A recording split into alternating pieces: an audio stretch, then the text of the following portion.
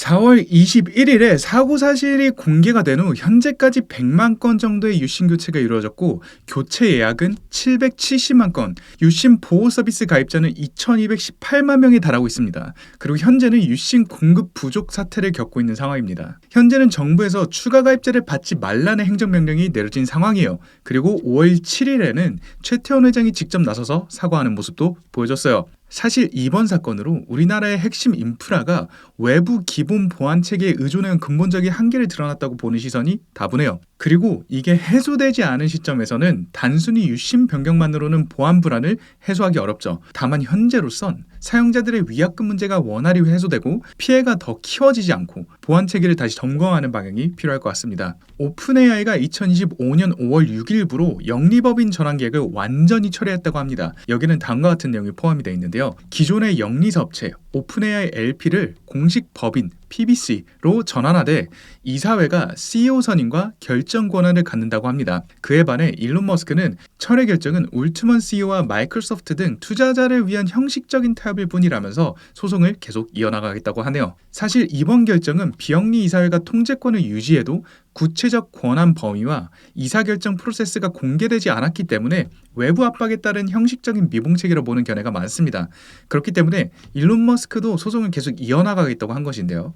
오픈 AI 이름처럼 인류의 이익에 기반한 운영이 잘 지켜질 수 있을지 지켜봐야 될 것 같아요. 메타가 라마 2025라고 명명한 차세대 라마 모델 로드맵을 공개했다고 해요. 이 로드맵의 핵심은 모델 추론 속도 대폭 향상, 다국어 지원 강화, 누구나 쉽게 다운받아 사용할 수 있는 접근성을 개선했다고 하는데요. 이를 통해서 오픈소스 AI 쓰나미를 일으키겠다는 것으로 메타가 AI 개발자 생태계에서 주도권을 확보하려는 의지를 명확히 드러낸 발표를 했었다고 해요. 이번 오픈소스 AI 대중화라는 슬로건은 화려하긴 하지만 사실 더 중요한 건 안전이나 책임에 대한 체계일 텐데요. 이런 부분에 대해 언급이 적었다는 것이 조금 아쉽습니다.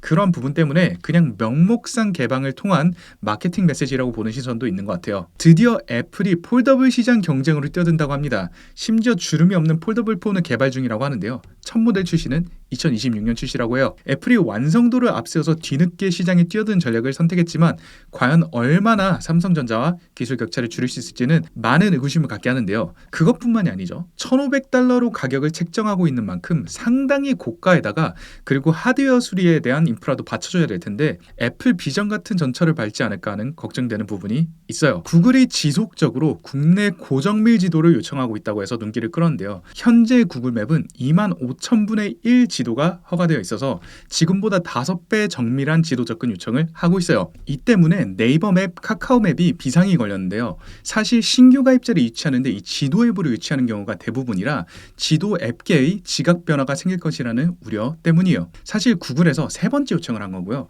지난 2번의 요청에서는 국가 안보 우려로 거절을 했었어요. 사실 5만 분의 1 수준 정도의 밀도라면은 군사기밀 시설의 침투 경로, 보급선 등을 모두 파악할 수 있기 때문에 국가 안보에 취약점이 생기게 되는 것은 사실이기는 해요. 현재 SK 사태에서도 보안 문제가 떠오른 만큼 구글의 요청이 진행되기 위해서는 법적, 기술적, 안전장치부터 마련한 것이 좋을 것 같다고 판단됩니다. 여기까지 주간 코드 팩토리였습니다. 다음 주에도 뵙도록 할게요.